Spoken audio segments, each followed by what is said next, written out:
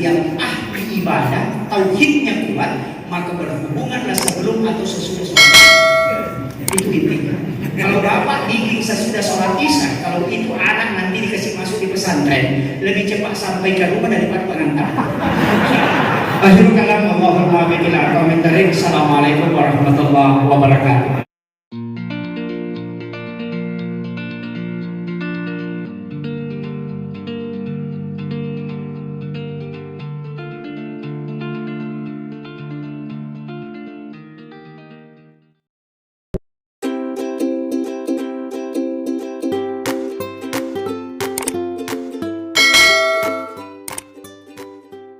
Ikhwan fillah, sidang jamaah salat maghrib, wabil khusus para imam dan pegawai salat dan seluruh tamu undangan yang insyaallah dirahmati dan dimuliakan oleh Allah Subhanahu wa taala. Alhamdulillah, pada malam hari ini kita memanfaatkan waktu antara maghrib dengan isya. Sebenarnya ada 4 waktu yang kita tidak boleh lalai dalam 24 jam. Jadi siapa yang tidak lalai pada 4 waktu ini, maka Allah akan mencukupkan kehidupannya, baik di dunia maupun di akhirat. Dan dia mendapatkan keberkahan dari Allah Subhanahu wa taala.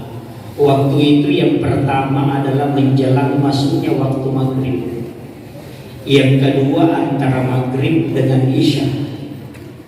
Yang ketiga adalah menjelang masuknya waktu subuh, yakni waktu sahar. Makanya kita sering sebut dengan makan sahur. Dalam Al-Quran Allah mengatakan wabil azhari hum yastaghfirun. Kemudian yang keempat adalah antara sesudah sholat subuh sampai masuknya waktu suruh. Jadi 4 waktu ini sebenarnya istimewa. Kalau kita mengambil patokan umum, itu sebenarnya adalah pagi dan petang. Itu patokan umumnya. Jadi kita diperintahkan dalam agama untuk melakukan amaliyah yang sebenarnya paling pokok adalah melakukan ibadah berupa apakah zikir, tafakur, atau dengan doa. Menjelang masuk waktu maghrib, sebenarnya ada ulama kita mengatakan tidak semua hari, hanya tertentu pada hari Jumat, hari Kamis sore menjelang masuknya waktu Jumat. Di situ pintu langit terbuka. Siapa yang berdoa, maka itu doanya pasti tembus ke aras. Jadi itu pada Kamis sore menjelang masuknya maghrib Jumat. Kemudian yang kedua, antara maghrib dengan isya itu kita manfaatkan untuk berzikir. Bahkan di situ ada satu sholat sunat yang sangat luar biasa pahalanya, yakni sholat sunat awabin. Siapa yang melaksanakan kata Nabi sholat sunat awabin, maka pahalanya sama kalau dia sholat sunat 12 tahun lamanya, dan diampuni dosanya selama 80 tahun. Tapi itu adalah perhitungan akhirat, bukan dunia. Perbandingan dunia dengan akhirat, kalau perhitungan waktu, 1 hari di akhirat itu 1000 tahun di dunia. Jadi makanya kalau diampuni dosa 50 tahun itu perbandingan akhirat, bukan dunia. Sholat ini disebut dengan sholat sunat awabin, jumlah rakaatnya 6 rakaat. Sering ada orang mengatakan sholat sunat taubat, sebenarnya sama karena fungsinya sehingga 2 namanya. Sholat sunat awabin karena nilai pahalanya sama dengan 12 tahun sholat sunat. Dikatakan sholat sunat taubat karena 80 tahun dosa diampuni ketika melaksanakan 1 kali.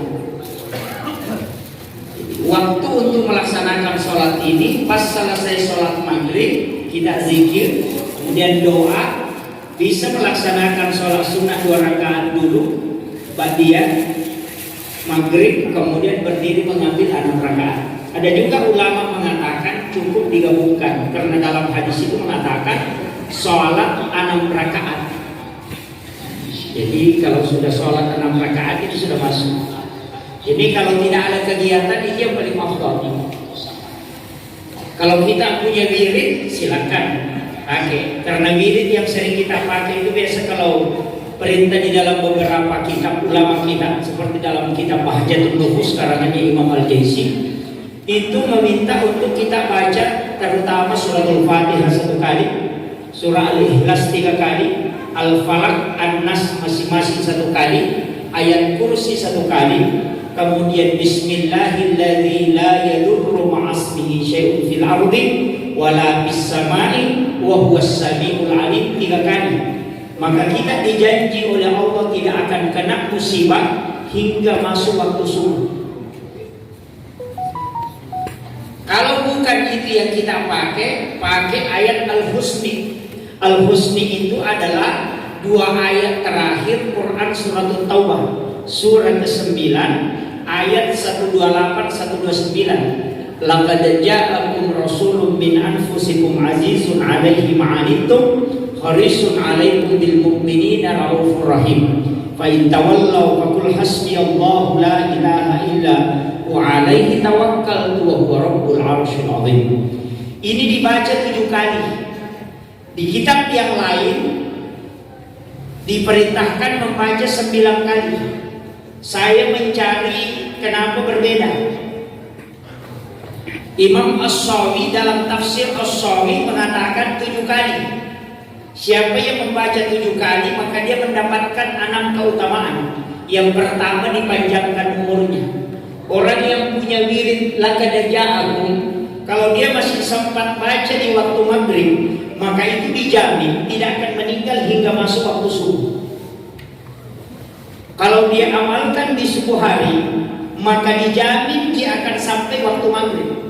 Makanya guru ada di Sulawesi Selatan itu yang di Sompeng, dia seorang hafiz Quran 30 juz.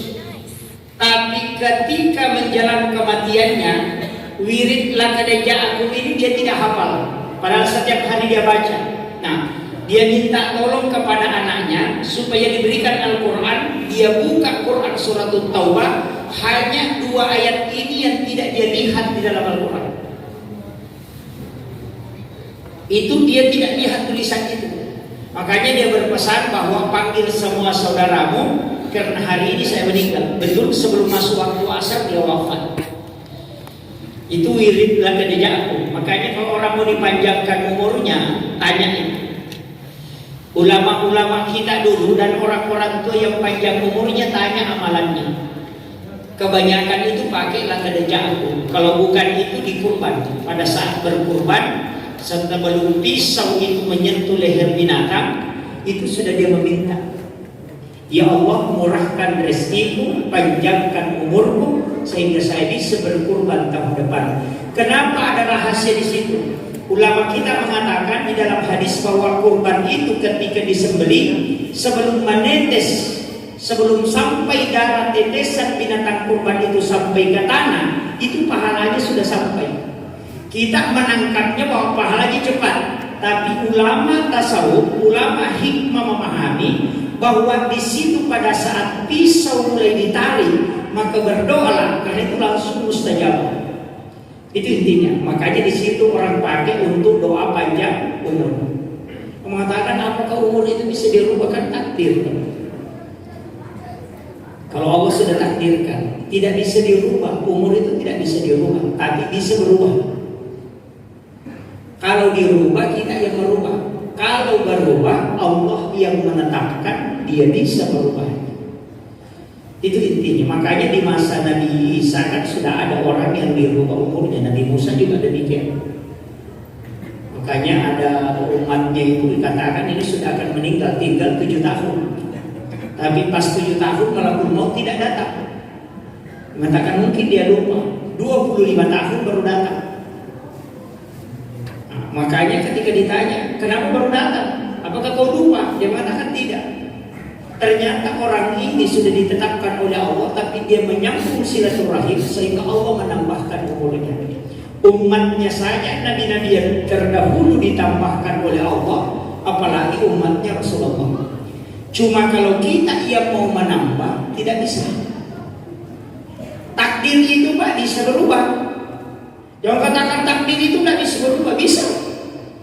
Nabi kan mengatakan sedekah bisa menolak bala. Cuma takdir itu ketika turun ke langit-langit dunia itu tidak bisa dicabut, mesti sampai.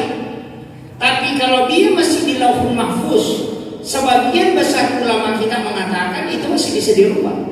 Ketika turun ke langit-langit dunia itu tidak bisa dicabut, harus sampai. Makanya guru kita Profesor Dr. Quraisy Shihab itu ketika berdoa, pernah saya dengar doanya dan kalimatnya sederhana. Ya Allah, jika Engkau telah mentakdirkan sesuatu kepada kami dan tidak bisa Engkau mencabutnya, maka sampaikanlah kepada kami dalam bentuk yang halus. Ternyata Profesor Dr. K. Haji Aliyepi dalam bukunya mengatakan begini, orang yang bermimpi kena musibah sebenarnya itu takdir yang tidak bisa ditarik, mesti sampai ke dia tapi tidak menyakitkan. Jadi orang yang bermimpi kecelakaan itu sebenarnya sudah ditakdirkan kena kecelakaan.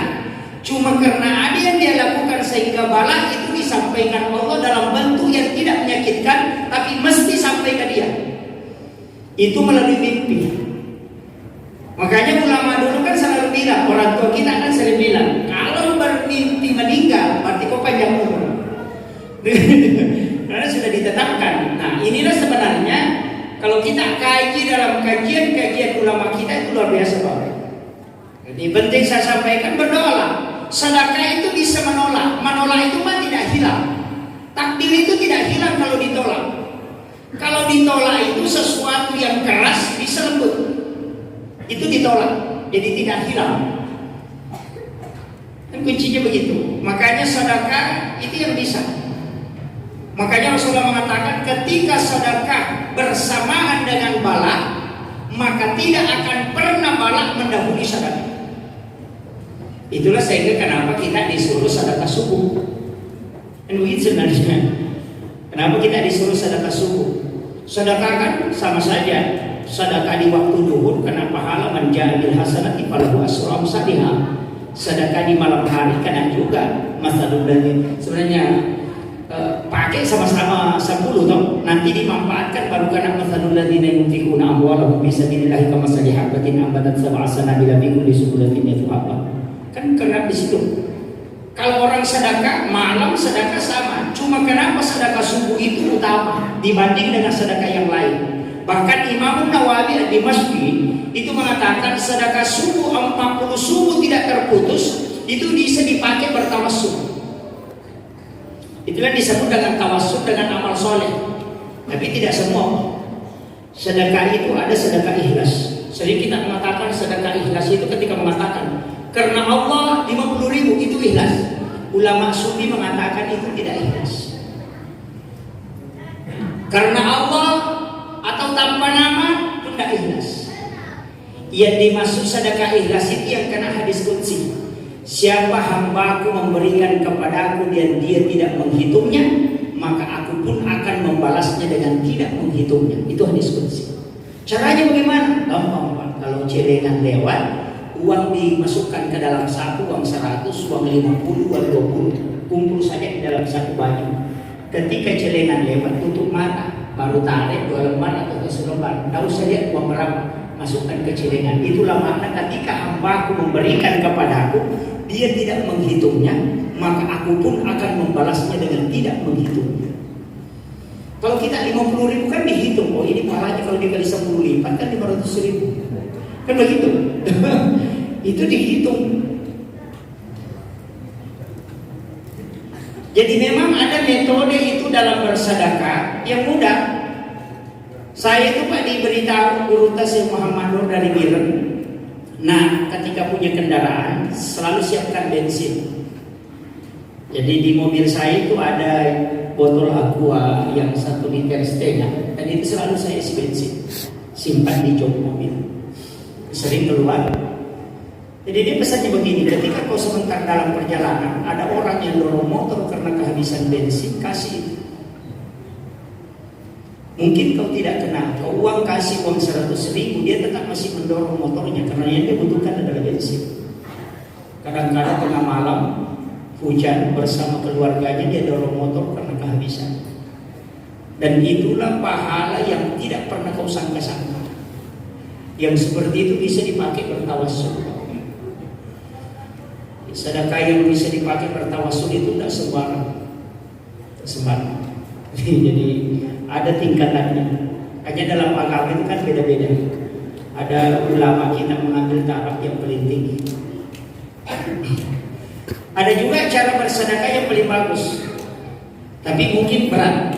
Sampai ustaz juga tidak berani.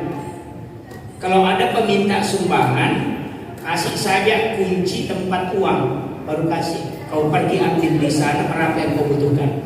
Itu yang paling susah.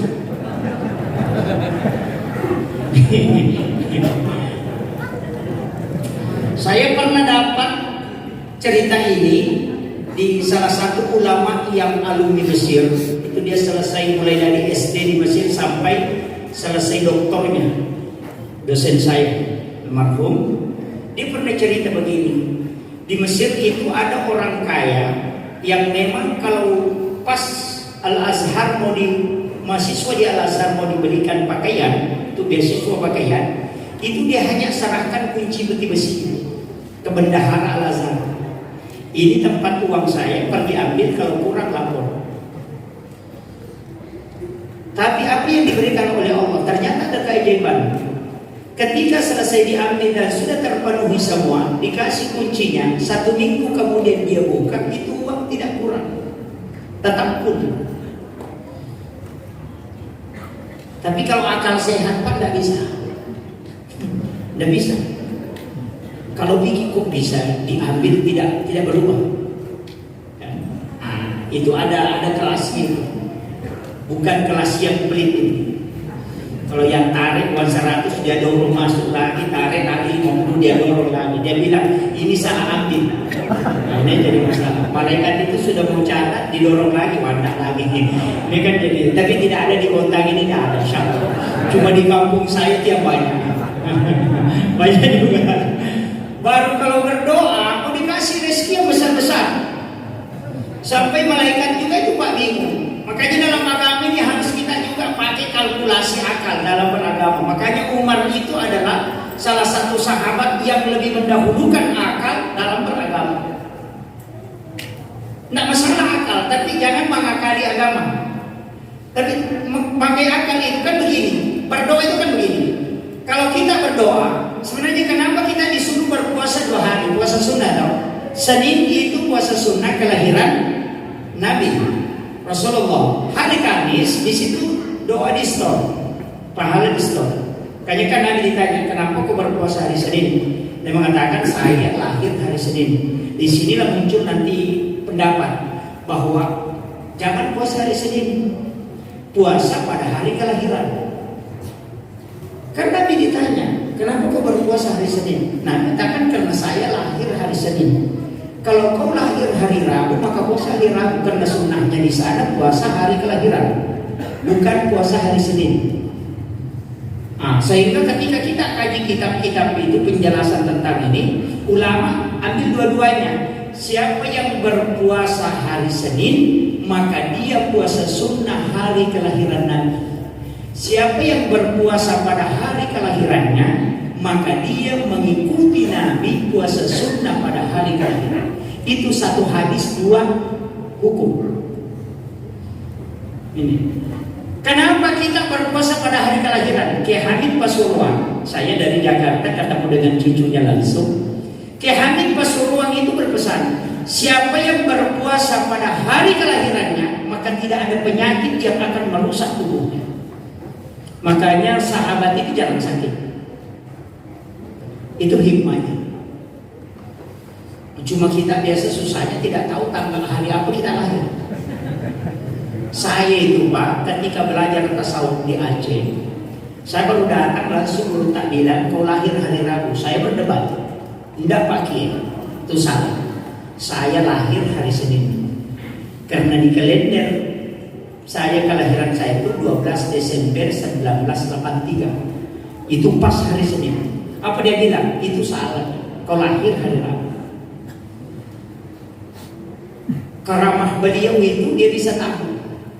4 itu dia bisa pastikan. Yang pertama baru melihat orang langsung dia bilang, kau nanti 3 kali menikah, kau 2 kali menikah, langsung dia tahu. Yang kedua dia bisa tahu bahwa ini orang lahir hari sekian. Dia bisa tahu. Itu keramahnya beliau. Tapi kita susah mengikuti. Saya tinggal sama beliau lebih 1 tahun susah mengikuti. Karena beliau itu jam 11 malam sudah bangun sholat sampai subuh. Setiap malam, biasa jam 10 bangun sholat itu sampai subuh. Kemudian sandalnya dari rumah itu dia cuma simpan di depan agar masuk ke masjid. Kalau di dalam masjid ada sandal jepit warna kuning, itu yang dia pakai untuk masuk ke pekarangan masjid. Saya pernah tanya kenapa ditukar, kan sama-sama sandal jepit. Dia bilang yang timbunan di dalam masjid ini sedekahnya orang. Kalau dia melekat di alas sandal guna, saya tidak bisa bertanggungjawabkan di hadapan Allah. Jadi dia tidak berani pakai sandal masuk ke dalam. Itu beliau. Tapi kalau kita biasanya Pak, jendela masjid yang dibongkar dibawa ke rumah. Ya. Kalau itu pantangan beliau itu jangan sekali kan. Beliau itu juga mengajarkan bahwa ketika singgah di warung bayar dulu nak baru makan. Ketika engkau makan dulu baru bayar, sama ketika engkau mengambil barangnya orang nanti sudah kau makan baru kau minta. Itu mungkin halal tapi tidak berkah. Itu pesan beliau. Jadi sederhana sebenarnya. Dia sampaikan banyak. Karena di saya hanya belajar adab. Kalau belajar tasawuf itu harus 40 tahun katanya tinggal. Saya tidak mampu. Yang mengatakan kau cukup belajar adab. Dia sampaikan orang yang sudah berbohong itu tidak boleh wudhunya dia pakai sholat. Karena itu sudah kotor. Tasawuf begitu. Kalau fikih ya semua berbohong 10 kali tidak masih bisa dipakai. Makanya tasawuf itu lari ke adab. Kajiannya ihsan namanya. Kalau tauhid itu larinya ke iman.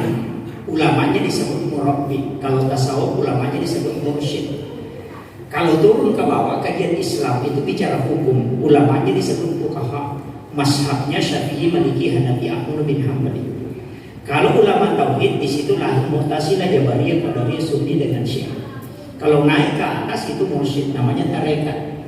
Mazhabnya itu juga banyak, ada Khalwatiyah, Yusufiyah, ada Sam'ah. Kalau mau dibimbing tauhidnya maka masuk ke ulama yang murabbi, ahli tauhid, akidah. Kalau kalbunya mau dibimbing masuk ke mursyid. Sama dengan dokter, ada dokter tulang, ada dokter kulit, ada dokter ahli jantung, ada penyakit dalam.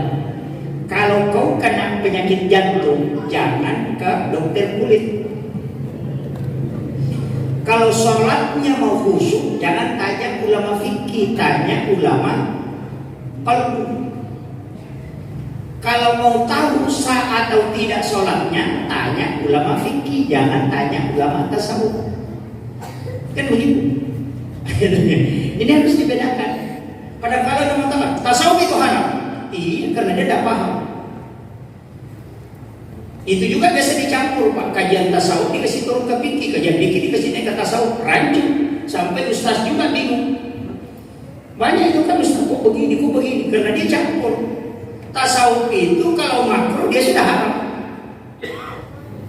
Kan gini, kalau ada baju kau malu pakai ketemu dengan Pak Wali Kota, mestinya kau malu, lebih malu pakai ketemu dengan Allah. Kan begitu. Istilahnya kau baju junta masiri dipakai lalu tinggi, mestinya masiri dipakai masa pelajar. Mana penghambaanmu kepada Allah ketika kau malu ketika dilihat oleh orang dengan pakaian itu, tapi kau tidak malu pakai di hadapan Allah? Itu jadi masalah. Jadi itu makanya dalam agama itu banyak kaidah. Silakan pelajari. Ulama juga terbagi Pak. Ada ulama tasawuf, ada ulama fikih, ada ulama tafsir, ada ulama hikmah. Di situ kan ada ulama hadis. Di situ banyak. Kalau ulama fikih itu hukum-hukum. Kalau dia sakit berobat. Kalau ulama tasawuf kalau sakit jangan berobat. kena penyakit 1 tahun dosanya dihapuskan oleh Allah. Kalau kau berobat itu kau tidak syukur. Makanya Imam Ghazali itu benar ketika dia menangis ketika tidak sakit sekali dalam 1 bulan. Karena dia takut kalau Allah melupakan dia, bahwa bulan ini saya dosaku tidak dihapuskan. Ketika dia sakit, dia sujud syukur bahwa Allah masih mengingat aku. Kalau kita sakit setiap bulan, Pak, pasti tangannya dicurigai. Mungkin ada yang dikirimi. Nah, itu jadi masalah. Biasanya. Makanya dalam agama itu begitu. Kalau tasawuf begitu, tapi kalau saya tidak usah ambil murni tasawuf, tidak usah. Fikih juga tidak usah, ambil tengah-tengah. Makanya kalau sakit, dikte. Ya Allah, kalau ini penyakit musibah, ampuni segala dosaku dan sembuhkan penyakitku. Tapi kalau ini ujian, berikan kekuatan aku menghadapi dan angkatlah derajatku.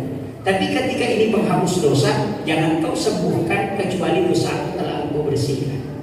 Itu jalan tengah. Jadi ambil tengah-tengah, jangan bilang ini sembuhkan sakit lagi, ini sakit, tidak usah. Tapi kadang orang sakit itu baru ingat Allah. Ketika waktunya kuat berdiri tidak bilang Allahu Akbar, tapi ketika sakit lututnya berdiri Allahu Akbar. Itu kadang-kadang begitu. Karena itu doanya Rasulullah, ya Allah, janganlah engkau membiarkan umatku jauh darimu. Makanya ketika Allah turunkan nikmat kita tidak sadar, maka tunggu musibah.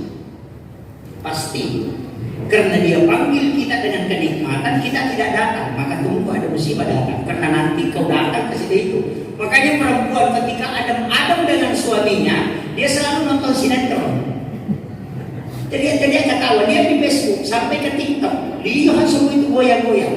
Ketika Adam, tapi nanti ketika suaminya selingkuh, baru bangun sholat tahajud, subhanallah, subhanallah. Untung selingkuh. Seandainya tidak, maka dia tidak sholat tahajud.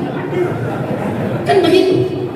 Makanya ulama kita mengatakan lihat hasilnya, jangan lihat menyakitkannya. Maka itulah makna cari hikmah di balik musibah.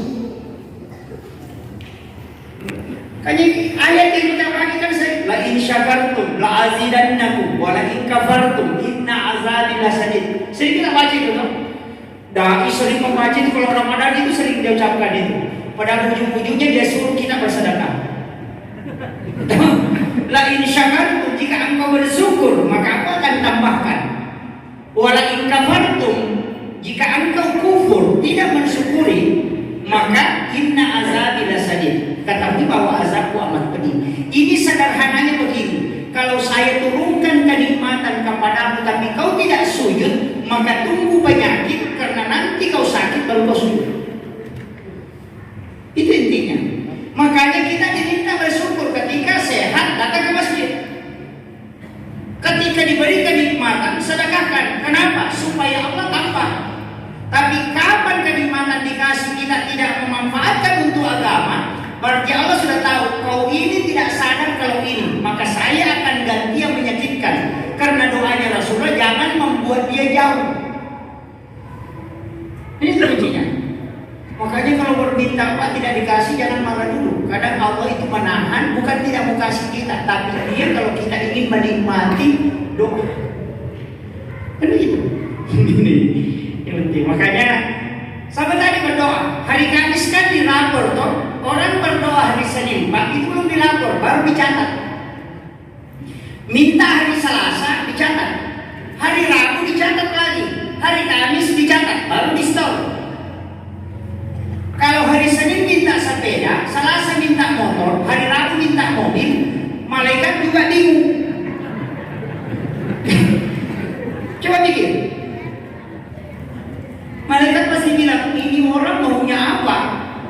Hari Senin kemarin minta sepeda, ini hari minta motor, besoknya minta mobil. Allah tanya, padahal dia tahu apa yang diminta hamba. Malaikat bilang, banyak sekali, tidak usah dikasih dulu. Kan begitu. Sama dengan kita, analoginya sederhana begini. Ketika ada anak kita minta, Ma, belikan saya sepeda. Besok minta es krim, besoknya minta mobil-mobil, besoknya lagi minta sepatu. kita pasti belikan es krim. Ini yang paling rendah. Tapi kalau ada anak kita hari ini minta sepeda, pulang kantor minta sepeda, kita mau tidur dia ingatkan mak sepeda, kita mau berangkat ke kantor mak belikan kak sepeda, 1 minggu saja anak kita selalu mak belikan kak sepeda, pasti kita belikan. Dari situlah makna kalimat ujibu da'watad da'i iza da'an. Ada terakhir, wa isa sa'alaka ibadi anni fa inni qarib ujibu da'watad da'i iza da'an. Terakhirnya ada ujibu da'watad da'i, saya terima doanya orang yang berdoa. Ada lagi terakhirnya iza da'an. Kalau dia berdoa berarti ada orang meminta, tapi sebenarnya dia tidak meminta, dia cuma mengadu. Itu tidak dikasih dulu. Nah, Nabi Musa saja Pak yang Nabi berdoa 40-30 hari disuruh tambah menjadi 10 hari. Makanya Imam Ghazali mengatakan ijabu doa arba'ina yauman baniya. Kalau mau diterima doanya 40 hari jangan ganti. Makanya jamaah tabligh itu keluar 40 hari. Supaya dia istiqomah untuk menguatkan iman. Itu. Makanya kita itu tidak usah ini. Kalau ada yang berdakwah silakan pakai semua modelnya. Ada penceramah yang suka putar-putar tidak masalah, karena itu ada jemaahnya. Artis itu Pak mau belajar agama tapi mau santai. Ustaznya Nurmaulana cocok dengan dia karena mau belajar agama tapi santai, senang hatinya, ketawa, itu yang dia inginkan. Jemaahnya ada. Agama itu luar biasa. Kalau mau yang dimarah-marahi Ustaz Yahya Waloni, ya, khusus untuk uji akidah, silakan Pak, dan ke dia.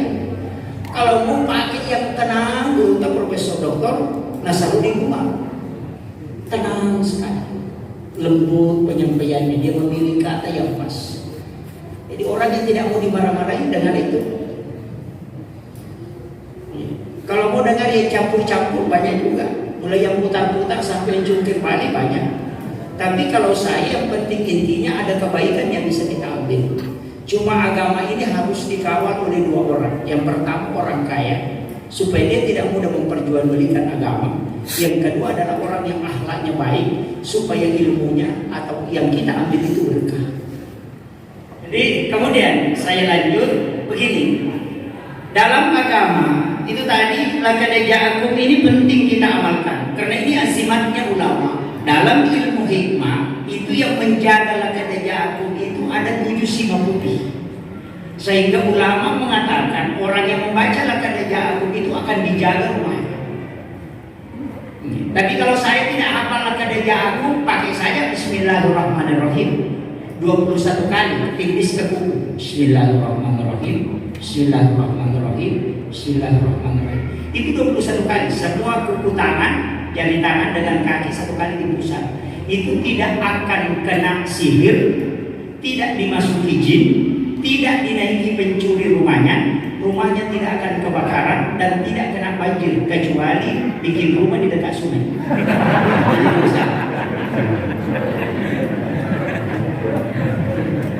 Itu basmalah 21 kali, itu ada di Fathul Muin.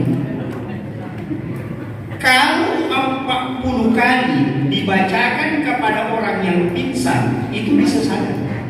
Itu basmalah. Kalau 876 kali diawali suratul Fatihah ditutup dengan surah Al-Kautsar, maka itu bisa membuat kalau ada sesuatu yang kita mau jual tidak mau laku, bacakan itu hikmah. Laku. Mau jual mobil tidak mau laku, bacakan 41 hari insya Allah laku. Berkahnya. Jual rumah begitu. Janda tidak laku, pakai juga. Mohon maaf, jangan marah ya. Iya. Kenapa? Ada orang mengatakan sebenarnya basmalah ini itu luar biasa, Pak. Orang yang amalkan itu. Ulama kita, Gurunta, Kiai Abdul Yusuf Presiden, saya diberitahu itu Pak Sejak Jafar Langko. Dia mengatakan begini, saya pernah bawa Gurunta pergi ceramah, itu di Bone, di Sidrak dia start. Mulai dari naik mobil itu dia baca basmalah. Tidak pernah berhenti baca basmalah hingga sampai ke Bone. Itu jaraknya kurang lebih 100 kilo. Pulang dari Bode baca basmalah lagi. Nanti sampai di pondoknya dia tanya, Pak Kiai, tadi saya dengarkan kita basmalah terus di belakang saya. Saya mau tanya, itu basmalah berapa kali dibaca? Apa dia bilang guru? Jangan dihitung kalau zikir. Kalau wirid silakan hitung. Orang kikir itu yang selalu hitung situ. Dan saya pernah diajar begini, zikirlah yang banyak. Kan zikran katsiran. Ya ayyuhalladzina amanu zkurullaha zikran katsiran. Berzikirlah dengan zikir yang banyak. Mana yang banyak? 3.000 itu tidak banyak karena ada 4.000. Kau baca 20.000 itu tidak banyak karena ada 30.000. Kalau kau baca 100.000 masih ada yang bisa ambil 300.000. Tapi mana zikir yang banyak? Ketika engkau tidak menghitung dan tidak tahu berapa jumlahnya, itulah yang banyak. Sama dengan sholat. Kadang-kadang sholat sunat itu, sholat sunat mutlak tidak dihitung. Berapa jumlah rakaatnya tidak usah hitung. Biarkanlah Allah yang menghitung. Kalau mutlak, kecuali sholat sunat khusus ya harus dihitung. 2 rakaat sebelum subuh dihitung. Jangan sampai melakukan sampai tidak berhenti. Itu jadi masalah. Kecuali sholat sunat mutlak, tidak usah hitung. Itu sholat sunat mendekatkan diri kepada Allah. Silakan lakukan saja. Perbanyak sujud.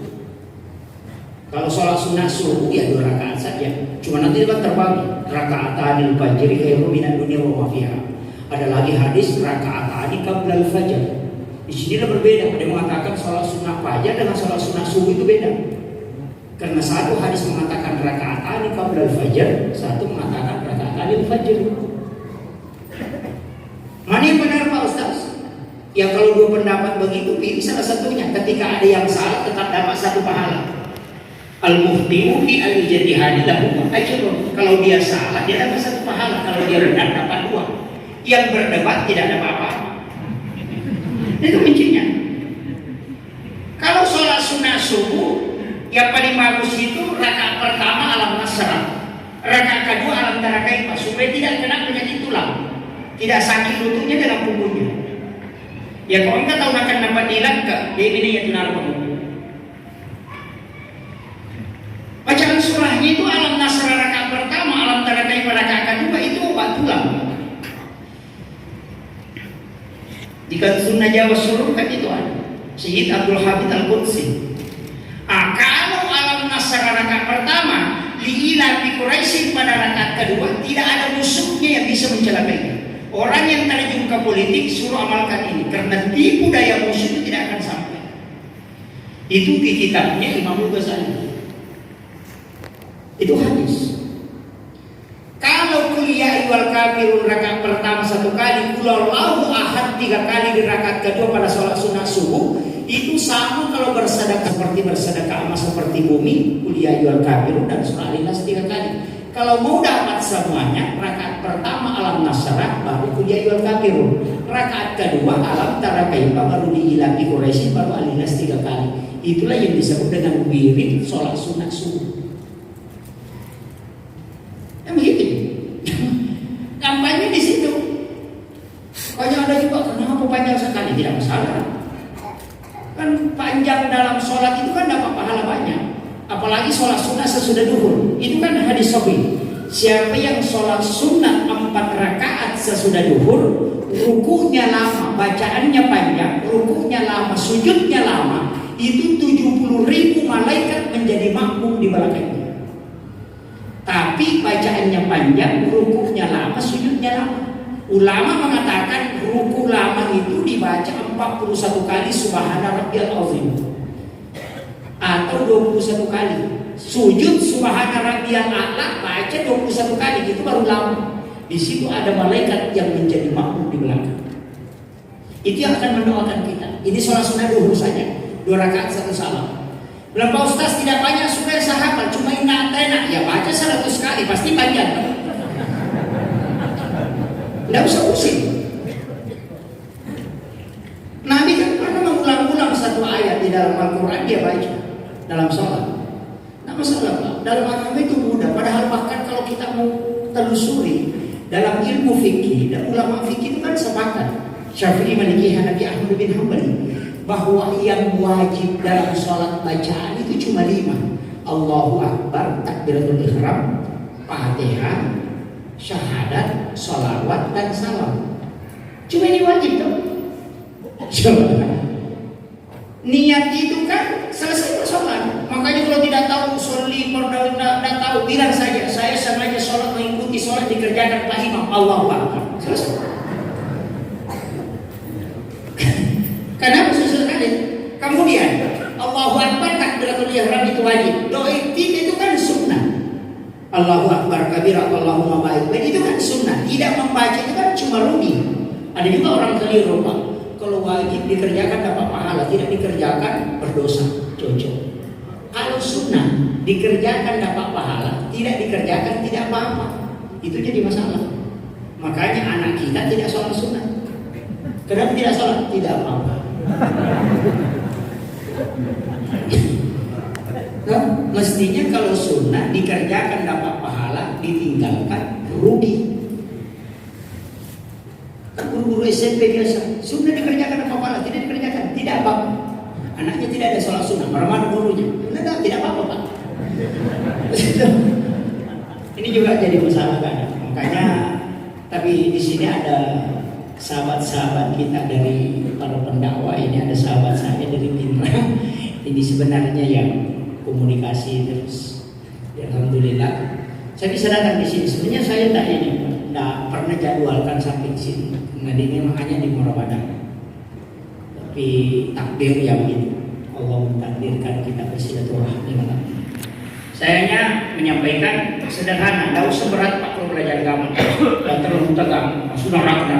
Surga itu gampang sekali kita masuk. Yang penting sholat. Penting sholat. Kan kuncinya itu sholat saja. Kalau kita sudah pegang kunci kan sudah bisa masuk toh, walaupun terlambat. Iya. Cuma kabar saya ditanya, Pak Ustaz, bagaimana hukumnya kalau orang bangun masjid tapi dia tidak sholat? Saya bilang pasti ada rumahnya di surga, ada hotelnya di surga. Saya mau Pak Haji yang punya hotel. Iya, ada hotelnya di surga karena Rasulullah mengatakan, man bana masjidan di dunia lillahi ta'ala, banallahu lahu baitan fil jannah. Siapa yang membangun masjid di dunia dengan lillahi ta'ala, maka akan dibangunkan istana di dalam surga. Kalau dia tidak sholat, ada rumahnya, cuma dia tidak masuk. Kan begitu saja kan? Kan cuma dikatakan dibangunkan istana. Nabi tidak mengatakan masuk surga. Kalau sholat ya kuncinya, makanya bersedekah dengan sholat. Makanya salam digandengkan. Panitia pintar, sudah salam jalan celengan. Kan begitu. Sholat kuncinya, kalau mau punya tempat isi. Kalau tidak isi tunggu, pasti karena ada haknya orang di situ. Kenapa kita mobil kecelakaan? Rezekinya bengkel yang mau diambil karena celengan lewat kalau tidak isi.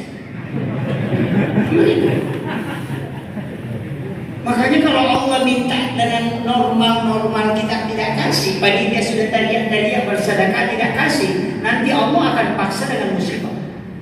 Begitu. Kenapa bolak-balik kalau rumah sakit diperiksa lututnya tidak apa-apa, dan kolesterolnya normal semua tapi tidak bisa tidur mata? Itu rasa gigil itu. Orang sakit sudah sedekah. Kuncinya kesederhana Pak. Baru kan rezeki itu kan harus dibuatkan jalan. Makanya dikatakan ada pembuka pintu rezeki. Di sini kan banyak mobil tangki Pak. Di sini banyak mobil Pertamina ya. Mobil tangki, berapa liter solar dia bawa? 50? Kenapa mobil tangki itu sering kehabisan solar? Padahal 50.000 liter solar dia bawa. Masuk Pertamina isi solar, padahal ada solar dia bawa 50.000. Karena tidak ada salam yang turun ke tangki mobilnya, walaupun dia bawa banyak. Rezeki di Lauhul Mahfuz itu buatkan jalan, makanya cuma Allah minta kasih saya 1, nanti kasih 10. Kan begitu. Yang paling sederhana ini, pernah memancing, pancing ikan. Kalau mancing ikan itu pakai cacing, itu cacing untuk ikan atau untuk yang memancing? Kalau untuk ikan, tidak usah pakai pancing, cacing saja dilempar turun. Coba pikir. Dan dia mengi, tadi alati mengi, itu bukan untuk ikan, itu untuk kita. Apa yang baliwi metapan? Tidak usah kasih pancing, cukup cacing yang dilempar turun tuh. Karena kalau mau kasih ikan, tapi kenapa pakai pancing? Karena caranya diambil harus dipancing. Sedekah begitu, memancing tuh. Makanya Allah mengatakan kasih saya 1, nanti saya kasih 10. Kan begitu. Makanya bukakan jalan. Makanya kalau doi Allah kasih ini tidak ada sedekahnya, malaikat juga garuk kepala, dari mana kau dikasih? Begitu. Pikir juga agama kan begitu sederhananya. Walaupun kita sebenarnya kalau dalam tasawuf tidak boleh hitung kan begitu. Tapi kan begitu. Kalau sudah masuk prinsip Imam Ali dengan Imam Tasyafi berdebat kan itu parah lagi. Imam Tasyafi mengatakan rezeki itu harus dicari. Kalau kau tidak cari, kau tidak dapat. Imam Ali mengatakan tidak. Tunggu dulu, pahami. Rezeki itu sudah ditetapkan sebelum kau lahir. Ada malaikat yang disuruh bagi, tidak mungkin salah bagi. Tunggu saja, dia akan bawa. Tidak usah capek-capek pergi cari. Perbaiki saja sholatmu, malaikat akan antarkan. Imam Tasyafi mengatakan tidak, mesti dicari. Mana mengatakan tidak usah dicari. Kalau orang pergi ke pasar dan saya cari rezeki itu keliru, salah jalan itu. Rezekinya pun sudah diatur oleh Allah. Ada malaikat yang disuruh bagi, dan malaikat itu tidak pernah salah bagi, Pak. Ini Imam Ali, sehingga dia mengambil analogi bahwa tidak, rezeki itu diatur oleh Allah. Langsung Imam Tasyafi mengatakan tidak, harus dicari. Burung yang tinggal di sarangnya kalau tidak keluar mati kelaparan. Imam Ali mengatakan tidak, kalau begitu usahamu yang menyebabkan rezekimu itu kok keliru. Ternyata berdebat sampai subuh. Selesai sholat subuh, Imam Ali tinggal berzikir. Imam Tasyafi jalan-jalan. Dia dapati orang panen anggur, dia singgah bantu. Selesai panen anggur, dia dikasih hadiah anggur 1 keranjang. Lalu sudah bilang, ini benar. Saya bekerja makanya dikasih rezeki anggur. Imam Ali tinggal di masjid tidak ada apa-apa. Dia ambillah anggur itu, dia bawa ke Imam Ali. Lalu dia kasih tahu Imam Ali, ini ada hadiah. Lalu Imam Ali mengatakan, itu pasti anggur.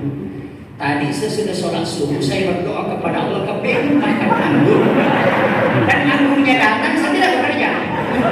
Imam Ali itu, Imam Tasyafi bagian dari kepala, betul juga ya. Begitu. Makanya kan dia sempat protes. Jadi apa gunanya kita bekerja kalau begitu? Imam Ali apa jawabannya? Seandainya bukan tetesan keringatmu yang menjadi penghapus dosa dan menjadi saksi kalau di hadapan Allah, tidak usah bekerja. Itu kuncinya. Ulama yang tawakal dengan yang mau bekerja kan masing-masing dikasih jalur rezeki gitu. Makanya kalau orang kalau saya tidak bekerja tidak dapat rezeki, benar juga ya. Karena memang ada jalur begitu, usaha baru didapat. Boleh mengatakan cukup memperbaiki ibadah, Allah akan datangkan. Betul juga. Begitu. Karena ada buktinya. Fataqabbalaha rabbuha biqabulin hasanin wa 'abbataha nabatan hasanan wa kaffalaha Zakaria. Kullama dahala 'alaiha Zakaria al-mihrab wajada indaha rizqan. Itu jelas dalam Al-Qur'an. Hanya tetapi jangan usah belajar itu, Pak. Nanti kalau dia di sini mati semua. Ini penting saya sampaikan. Makanya ini sudah masuk bisa, Pak. Sudah boleh. Lanjut lagi ya. Ayo. Begini, makanya sebenarnya tapi ada kalimat Imam Ali yang orang tidak tangkap. Saya pun sendiri ketika membaca kisah ini hanya lewat ternyata begitu. Ternyata ada kalimat Imam Ali itu yang dipakai ulama. Makanya Imam Ali kalimat bicara begini. Onak kuraku masuk pada subuh. Aku tadi setelah sholat subuh kepingin sekali makan anggur.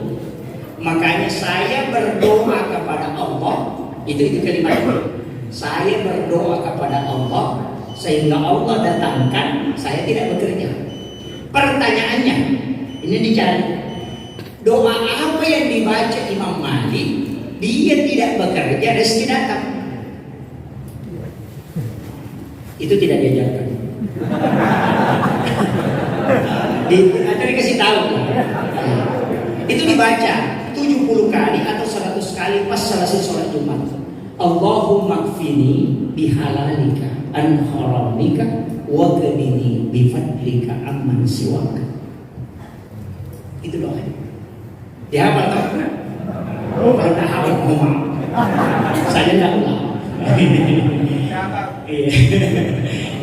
Itu doa. Tapi sebenarnya kan ada doa-doa kita yang dipakai. Rasulullah kan mengatakan kalimatani hafifatani bil lisan sakidatani bil mizan habibatani ar-rahman.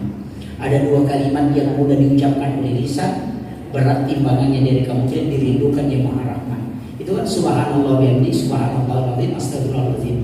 Itu dibaca 100 kali sebelum sholat subuh. atau sesudah sholat subuh. Kalau la ilaha illallah malikul haq itu kan tertulis di pintu Ka'bah. Orang Bugis mengatakan si makna Ka'bah itu tidak akan makir orang yang membacanya 100 kali. Itu dibaca sesudah itu. Kalau ingin semua masalahnya mudah diselesaikan, maka baca sesudah sholat asar 100 kali Rabbi shrah li sadri wa yassir li amri. Itu kunci. Cukup maka saya. Apalagi kalau baca Waqiah. Kalau mau sholat duha, itu sholat duha itu mengundang rezeki cepat, karena sedekahnya itu bukan 2 rakaat sholat sunnah duha. 4 rakaat tidak akan miskin hingga dia meninggal. 6 rakaat disiapkan pintu surga, namanya babu duha. 8 rakaat dapat rahmat. 10 rakaat itu untuk hajat. 12 rakaat dibangunkan istana di dalam surga. Ada orang sholat sunnah duha 2 rakaat baru mau kaya, itu tidak kesampaian. Karena 2 rakaat itu sedekahnya tumbuh. Kalau mau tidak miskin kata Nabi 4 rakaat. Kalau mau dapat pintu surga babu duha kasih cukup 6. Begitu. Makanya duha itu ada kan mengeluh, saya sudah duha sekian tahun, tapi begini juga ya, kena 2 rakaat. Hanya obatnya tuh obat lutut saja. Nah, ini sudah masuk waktu isya, makanya saya wasiatkan amalan itu yang penting kita terus istiqomahkan. Sedekah subuh biar 2.000 Pak satu subuh itu lanjutkan terus, daripada 500.000 satu bulan kita rugi. Loh, mana yang banyak Pak Ustaz? 2.000 setiap subuh atau 500.000 setiap bulan? Yang 500.000 setiap bulan memang banyak, tapi rugi. Kalau 2.000 setiap subuh sedikit memang tapi untung. Kenapa? Karena malaikat itu seperti remote. Kalau kita sedekah dia doakan, kalau tidak sedekah dia diam. Kan begitu. Kalau serahkan 1 kali dalam 1 bulan, malaikat cuma 1 hari berdoa, besoknya tidak doakan. Kalau setiap subuh malaikat berdoa, makanya sesekali itu malaikat bikin capek. Tak apa-apa. Kenapa sedekah subuh itu tinggi pahalanya? Karena 2 malaikat yang ketemu, malaikat penjaga malam dengan malaikat penjaga siang. Malaikat penjaga siang itu turun di waktu zahar. Makanya menjelang subuh itu ayam berbunyi, karena dia melihat cahaya putih. Hanya malaikat Rasulullah mengatakan ketika ayam berkota itu melihat malaikat. Kemudian malaikat penjaga malam masih ada, sama dengan petugas di Pertamina tahu. Petugas di Pertamina yang jaga malam masih ada, yang jaga siang sudah datang. Ketemu lagi waktu pagi, makanya banyak petugas di situ kalau pagi. Begitu juga malaikat, penjaga malam masih ada, penjaga siang sudah turun, ketemu di waktu subuh. Itulah kenapa sholat subuh disaksikan oleh malaikat. Padahal tidak ada sholat, tidak disaksikan malaikat. Cuma karena 2 kelompok malaikat yang mendoakan sehingga berkahnya besar. Makanya sedekah subuh itu penting. Kalau mau buat keturunan yang ahli ibadah, tauhidnya kuat, maka berhubunganlah sebelum atau sesudah sholat subuh. Itu intinya. Kalau bapak bikin sesudah sholat isya, kalau itu anak nanti dikasih masuk di pesantren, lebih cepat sampai ke rumah daripada pengantar. Akhirul kalam, Allahumma bikin al-Assalamualaikum warahmatullahi wabarakatuh.